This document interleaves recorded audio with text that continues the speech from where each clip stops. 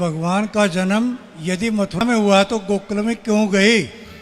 और दूसरा प्रश्न ये है कि गोकुल में 11 साल रहने के बाद वह मथुरा में वापस आए, फिर जीवन पर्यंत गोकुल में नहीं आए। क्या आग उगल दी गोकुल ने ऐसी?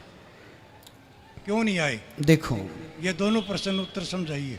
दे रहे हैं उत्तर। भगवान ने मथुरा में जन्म लिया तो गोकुल क्यों चले गए? एक बात बताइए, पानी बरस माइक लिए रहिए, पास में लगाइए, मुख के पास लगाइए माइक। जब पानी बरसता है, सुन रहे हैं आप? सुन रहे हैं आप? सुन रहा हूँ। हाँ सुनिए, जब पानी बरसता है तो पानी पहाड़ में भी बरसता है, समतल भूमि पर भी बरसता है। पानी सब जगह बरसता है, परंतु ठहरता कहाँ है? जहाँ गहराई होती है। सिमट सिमट जल भरहि तालाबा, जहाँ गहरा होगा वहाँ पानी सिमट कर भर जाएगा। उसी प्रकार दुष्ट कंस के यहाँ भगवान ने जन्म तो लिया, पर दुष्ट के यहाँ रहते कैसे? इसलिए सज्जन नंद बाबा और सज्जन वसुदेव जी, नंद बाबा और यशोदा के यहाँ उनके हृदय में प्रेम की गहराई थी। तो भगवान को क्या पसंद है? राम ही केवल प्रेम प्यारा। तो जहाँ प्रेम मिलेगा, आप लोग भी वहीं जाते हैं जहाँ प्रेम मिलता है। आपका जन्म भले कहीं हो जाए, पर रहते वहाँ है जहाँ आपको प्रेम ज़्यादा मिलता है। उसी तरह जन्म भगवान ने मथुरा में लिया, पर वहाँ उनके माँ बाप के साथ कंस ने अत्याचार किया, तो उनके साथ कौन सा प्रेम की वो बात करता, इसलिए भगवान वहाँ चले गए जहाँ प्रेम था, इसलिए वहाँ से गोकुल आ गए। पहला। दूसरा, आपने कहा कि भगवान गोकुल छोड़ के गए, मथुरा छोड़ के गए, फिर कभी नहीं आए, आपने ये कहा। जबकि बात यह है कि भगवान को 100 वर्ष के बाद भगवान ने 125 वर्ष की लीला की है, जिसमें 100 वर्षों के बाद भगवान पुनः वृंदावन वापस आए थे अपनी गोपियों से मिलने के लिए। 100 वर्षों के बाद आए थे, जहाँ पर श्री राधा रानी से उनकी पुनः भेंट हुई थी। राधा रानी को 100 वर्ष का वियोग था, श्राप दिया था श्री दामा ने। ये बात गोलोक धाम की है, श्राप वहाँ मिला था कि श्री कृष्ण से आपका 100 वर्षों का वियोग होगा, इसलिए 100 वर्षों के लिए भगवान चले गए। 100 वर्षों के बाद मिलने भगवान यहाँ आए थे। संतोषजनक उत्तर नहीं है श्रीमान जी। जो लिखा है शास्त्रों में वही हमने कहा है। हमने आप तो बताइए, आपको संतुष्ट करने, हमने तो ऐसा हमने तो शास्त्रों में ऐसा कभी पढ़ा नहीं। आपने नहीं सुना, इसका अर्थ ये नहीं कि पढ़ा नहीं, सुना तो है लेकिन पढ़ा नहीं कभी। हाँ, पढ़ा भी मिल जाएगा आपको, पढ़ा भी हम दिखा देंगे आपको पढ़ने के लिए। आप देखना तो चाहेंगे? सकता ही नहीं, मैं नहीं देख सकते। हाँ, तो बस ये समझ लीजिएगा कि भगवान 100 वर्षों के बाद जब भगवान कुरुक्षेत्र आए थे, ये तो भागवत जी में लिखा है, भगवान कुरुक्षेत्र आए थे, भागवत जी में लिखा है। सुदामा जी से मिलने के बाद भगवान कुरुक्षेत्र आए थे स्नान करने के लिए, और फिर जब कुरुक्षेत्र आए हैं तो स्वाभाविक वहाँ से जब यहाँ से वापसी गए होंगे तो ये रास्ते में पड़ा है, तो यहाँ भगवान ने पड़ाव डाला है। निश्चित आप गर्ग संहिता पढ़ लें, आपको सब चीज़ें मिल जाएंगी। दूसरी बात, दूसरा प्रश्न एक और था जी। बोलिए बोलिए। भगवान शब्द का अर्थ क्या है और श्रीमन नारायण का अर्थ क्या है? भगवान के बहुत अर्थ हैं। ऐश्वर्यस्य समग्रस्य धर्मस्य यस्य श्री ज्ञान वैराग्य और चैव षड्नाम भगितीर्णा, जिनमें 6 गुण हो उन्हें भगवान कहते हैं। भगवान का अर्थ ये भी होता है, भासे भूमि, आसे अग्नि, गासे गगन, वासे वायु, नासे नीर, 5 तत्वों को जोड़ दीजिए तो भगवान हो गया। ये तो सत्य है। हाँ, तो 5 तत्व के समन्वय को ईश्वर कहते हैं। ये सत्य है जी, ये पढ़ा और समझा भी है जी। नारायण का अर्थ, नारायण का जो सदा क्षीर सागर में, जो जल में जिनका शयन है, जो जल में सदा, नार कहते हैं जल को, जो सदा जल में नित्य शयन करें, जिनके चरण श्री लक्ष्मी जी दबाएं, वह नारायण है। बहुत सारे अर्थ होते हैं भगवान शब्द के, नारायण शब्द के बहुत अर्थ हैं। आपको कौन से अर्थ सुनने हैं ये बताइए। शयन करने का आयन अर्थ नहीं है, तो भगवान आयन का तो आगमन है। बहुत सारे अर्थ हैं, एक ही शब्द के बहुत अर्थ होते हैं हमारे यहाँ। लेकिन शयन तो अर्थ उचित नहीं लगता ना। नारायण, हाँ, मैं नार आयन, हाँ, आगमन है। मैं आपको जो कह रहा हूँ वो लिखा हुआ कह रहा हूँ। भागवत जी में कहो तो मैं अभी दिखा दूँ लिखा हुआ। हमने भी पढ़ा है, हाँ, हमने भी पढ़ा भगवान है। के जो नारायण शब्द की व्युत्पत्ति है, व्याख्या है, उनका आप जैसा हम कह रहे हैं लिखा हुआ हम आपको बता सकते हैं श्रीमद् भागवत जी के 2 स्कंध में। भगवान कभी गर्भ से जन्म लेता है या नहीं लेता है? भगवान सदा प्रकट होते हैं, इसलिए लिखा है भय प्रकट कृपाला दीन दयाला कौशल्या हितकारी। यदि ऐसा है तो आज आपने भगवान राम से वरदान दिवाया माता कैकेयी को, ठीक कि है। मैं तेरे गर्भ से जन्म लूंगा लेकिन दूध ही नहीं पीऊंगा। हाँ, तो फिर गर्भ में कैसे पैदा कैसे हुआ? भाई गर्भ का अर्थ केवल पेट नहीं होता सरकार। भगवान मंदिर में बैठे हैं तो उनको कहा जाता है ये गर्भगृह है।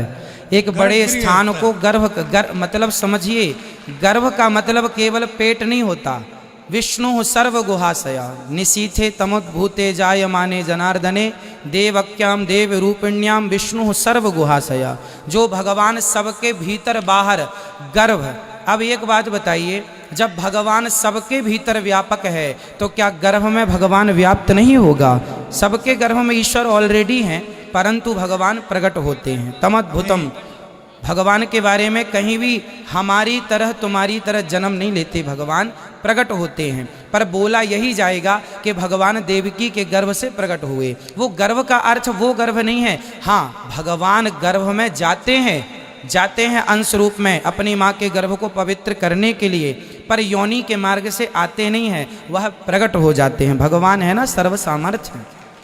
यही तो वेद मंत्र है, प्रजापति सरति गर्भे अंतर्जायमानो जी, बहुधा विजायते। जी, जब वो गर्भ में आता है तभी तो लिखा है ये। हाँ, तो गर्भ में भगवान प्रवेश करते हैं केवल माँ के गर्भ को पवित्र करने के लिए, पर योनि से प्रकट नहीं होते हमारी तरह, आपकी तरह। वो प्रकट होते हैं। पेट फाड़ के आते, फिर हाँ, पेट फाड़ के आते हैं। भगवान तो खंबा फाड़ के आ जाते हैं। खंबा फाड़ के तो नरसिंह हुए। हाँ, तो भगवान तो भगवान है। कभी सुना तो नहीं पेट फाड़ के हुए, लेकिन खंबा फाड़ के हुए। नहीं, हमने तो बोले ही नहीं कि पेट फाड़ के आए हैं। ये सुना भी है। पेट फाड़ के आए हैं ऐसा हमने बोला ही नहीं। भाई भगवान को पेट फाड़ने की जरूरत नहीं है। जैसे अंदर गए वो भगवान हैं, कर तुम अकर तुम अन्यथा कर तुम सर्व सामर्थ्य। ठीक है, ईश्वर हैं, उन्हें बाहर से आने की अंदर से आने, वो जहाँ सब जगह हैं, सब जगह हैं, तो वो कहीं से भी प्रकट हो सकते हैं। ठीक है, और बात कराइए, संतुष्ट हुए कि नहीं दादाजी? नहीं जी, संतुष्ट नहीं हुआ, क्योंकि बच्चे के रूप में भगवान आता है। यदि प्रकट होता तो पूर्ण रूप में आता, जैसे नरसिंह हुआ। तो पूर्ण रूप में आए हैं आपने, राम रूप में कहा है, आपने बच्चे के रूप में आए भगवान। नहीं, सुनिए, आपको कंफ्यूजन हो रहा है। आपने ये बताइए कि रामचरितमानस पढ़ी है? रामचरितमानस पढ़ी है, बहुत बार पढ़ी है। तो उसमें लिखा है भय प्रगट कृपाला दीन दयाला कौशल्या हितकारी हर्षित महतारी। उसी में लिखा है, उसी रामचरितमानस में लिखा है कि भगवान जब प्रकट हुए थे राम जी, तो 4 हाथ लेकर प्रकट हुए थे, चतुर्भुज रूप में। अब हम और आप प्रकट होते हैं तो क्या 4 हाथ में आते हैं? 4 हाथ में तो भगवान ही आ सकते हैं ना। वो तो फिर स्वप्न में दिखा, स्वप्न में नहीं सरकार, रामचरितमानस के इस छंद में स्पष्ट लिखा है।